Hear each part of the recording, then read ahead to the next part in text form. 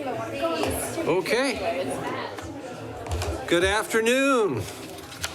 Sorry, we're starting a little late. We didn't have our name tags, and we don't know who we are if we don't have those. So welcome to the Mesa City Council study session for August 17th, 2026. Mayor Freeman is out of town and excused, and Councilmember Adams is excused. All other council members are present. Item number one is to review the agenda for tonight's meeting. I know we went through this agenda previously, but are there any additional questions or follow-up?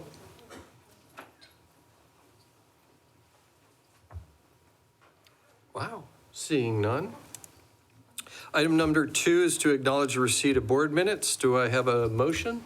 Motion from Councilmember Heredia, second from Councilmember Taylor. All in favor say aye. Aye. Any opposed? Motion passes unanimously with Mayor and Councilmember Adams excused. All right. Well, at our last meeting, I think we were pressed against time, so we couldn't get through things, but today we have a little bit of time. So current events and conferences attended. We have a few minutes. Who would like to start? Somebody went to a conference. Yeah. All right, I'll start then. So on Wednesday, I attended an annual breakfast at Summit at Sunland Springs. They do a celebration of the first responders. Police and fire comes in attendance there.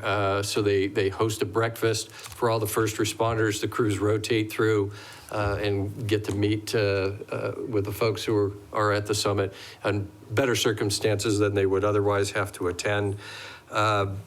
Today, there was a big one today. So today we met with the fire department, members of the police department. We have a young lady in our community that we celebrated, 16-year-old Leah Jackson. She taught herself CPR at the age of 10, watching videos and practicing on a teddy bear. Unfortunately, there was a member of the Wisconsin National Guard who was visiting our community who collapsed.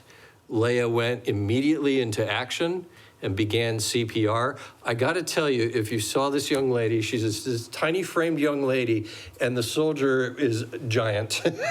And the fact she did effective CPR just showed a lot of leadership and what it means to be in a community to be safe. Because I'll tell you, this touches me in a couple ways. One, I'm a veteran of the military myself. It is a tight-knit community. So the fact that she took action like that. My wife is also a veteran of the military. She grew up in Wisconsin, so we had that connection. By the way, my wife outranked me. I'm legally obligated to tell you all that. It was in our wedding vows. But you know, in addition, as a firefighter and a paramedic, you know, I've been on many calls like this where no one takes action. Maybe they call 911. But when you show up on a call and somebody's doing CPR, you look at that and go, we have a shot at this one. And so for her to take action like that was absolutely, at 16 years old, to teach herself CPR was absolutely incredible. Brigadier General Brian Anderson and his entire command staff flew out from Wisconsin to present her with an award, which was absolutely fantastic. So I see Chief Camelli out here. I know that, I think your social media has posted some photos. If you're interested in seeing the story, I do recommend it. But it shows that first chain in the link in the chain of survival is critical, because we really appreciate our own community investing in our public safety. And we see some of that today. We're going to be voting on some communications equipment, which ties in, Lucas device, which performs CPR for our people. All of this is an investment in our community, but it starts with young ladies like Ms. Johnson. So now that I've gone way beyond my time, who else has something? Are you ready? Okay. I'll talk about a few things that happened not last week, the week before last. I attended Arizona Forward Water Rising to the Challenge. And Councilmember Taylor was there. Was Adams there? I'm not. Yes, and Adams was there. And it was a discussion about the impending cuts on the Colorado River.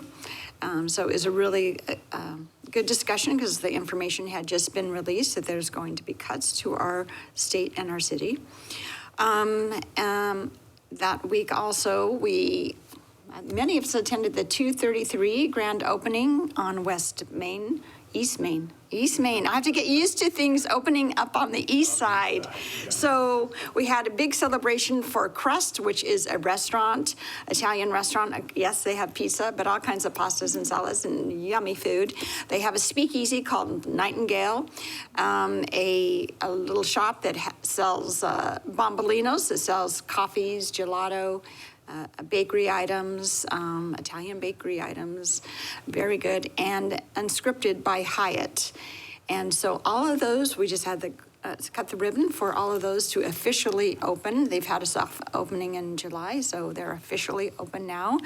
The Hyatt shared with me that reservations for the first year are 20% off. So they were telling me, even during spring training, if there is a spring training, that rooms will be like under $100 a night. So like they said, but once we fill that quota, it will be done. So it's a great way to stay in downtown, be acquainted to these restaurants, a short walking distance to the Mesa Arts Center and the rest of downtown. We're very glad to have them on board. So 233 East Main Street. On that Friday, I also attended the 226-1 paramedic graduation. Trying to remember who was there. Were you there, Summers? No, I was. Okay, I think Adams was for a little while, and the mayor was there. So the paramedic graduation.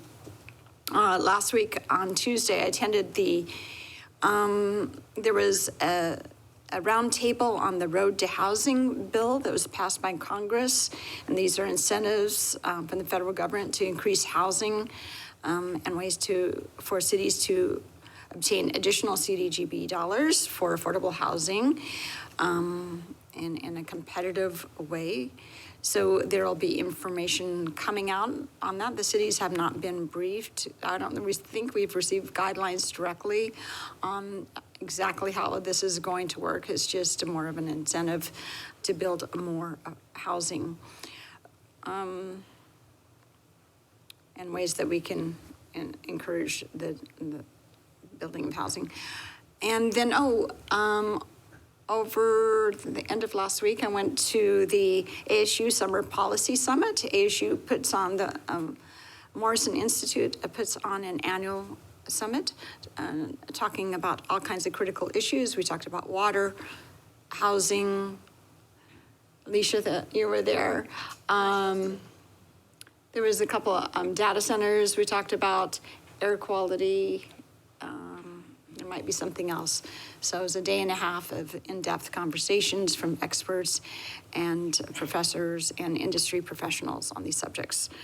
And over the weekend, there's the Mesa Film Festival in downtown at the Convention Center. All kinds of independent films. This has been coming to our city annually. I really appreciate all the work that goes into holding this event in downtown Mesa. That's it. Yeah, that was a great public policy summit that the Morrison Institute put on for a couple of days. Good discussion on Thursday and then panels on Friday. And I also attended on Thursday, I believe, the Cones with a Cop. Just wanted to give a shout out to the Chick-fil-A on Power and McKellips, as well as Mesa Police Department for always showing up for the community. We made and gave away free ice cream cones, so that was a big hit. So thank you to all the officers and Don Blake for organizing that, and Amy Saylor. So, Councilmember Taylor? Yeah. Thank you. I'm going to go back a little while. At the end of July, Councilmember Duff and Mayor and I got the opportunity to visit the United Food Bank because Niagara Bottling Company had donated, I think it was like almost 1 million bottles of water for their million meals for the summer. So I just wanted to say thank you again publicly to Niagara Bottling for being so generous and shipping in tons of water through the United Food Bank. Also, the United Food Bank is a local food bank operating out of the downtown Mesa area, and they have fed over 1 million families this summer. So I think that's a pretty big deal. They're a big community outreach entity. It's a not-for-profit, and I encourage anybody, if you have some time, you want to volunteer, they always need volunteer hands to put their bags together to send out into the communities. And then I attended the Arizona Forward Water Symposium with Councilmember Duff and Adams. Yep, I'll just mirror what Councilmember Duff said. It was very educational. We had just learned about the cap cuts, and I think we're going to continue to learn more. We haven't officially got the results, but they're pretty solidified at this point, and just what's coming down the pipeline, no pun intended. And then lastly, I was very excited. I attended a ribbon cutting for Brookfield in my district. It's a senior care facility, but I thought this was pretty awesome. They'd been open for a while, but they had all of their staff, kind of regardless of the position that you're in, go through essentially a heart health certification, so that when some of the senior citizens that are there might feel like they have some chest pains, may exhibit symptoms of having a heart issue, instead of them immediately rushing them to the emergency room and potentially, utilizing beds that might otherwise need to be used by somebody else, their staff is more qualified to understand what are these symptoms, what are the conditions they're coming from, and address them there on site. So they kind of had like a second grand opening for this very celebratory moment that everyone had been certified at such a kind of a prestigious level. So that was the Brookfield in my district, and I was just really proud of everybody for all the work that they'd put in to basically offer these individuals exceptional care. And then I had the pleasure of visiting the Boeing facility, which I thought was pretty amazing, and I got to see where the Apache helicopters are made. And I will not take up this entire session, but I have to say, I think my jaw was on the floor. And just the sheer process in the way that it is articulated so perfectly, and it all happens here in Mesa. They walked me through Howard Hughes acquiring the land. I mean, you guys, it's amazing. So anyhow, I was very grateful that Boeing gave me the time to, tour the facility and learn more about the incredible manufacturing that's taking place there and how special it is. So yeah, thank you. Absolutely. All right. My wife just texted me that I'm in trouble. Okay. Thank you, Sergeant. Mr. Butler, future meetings and... Absolutely. Well, it's hard to follow that, and I know the Boeing, seeing the facility is pretty amazing. We're so honored to have Boeing. I'm sure they'll take you up on that. So. Yeah. I'm here for you. Well, speaking of things that'll keep you busy over the next few days, we are canceling study session this coming Thursday morning because several of you will be attending, along with 1,000 plus of your favorite elected officials from across the state, the Arizona League of Cities and Towns Conference at Arizona Biltmore. So we will not be meeting this Thursday so that council can participate in that, but we'll be back here a week from that Thursday, August 27th, for a study session that morning at 7:30. So thank you, Vice Mayor. All right, that's the end of our agenda. Is there a motion to adjourn? A motion by Councilmember Taylor, second by Councilmember Goforth. All in favor say aye. Aye. Aye. We are adjourned. See you upstairs.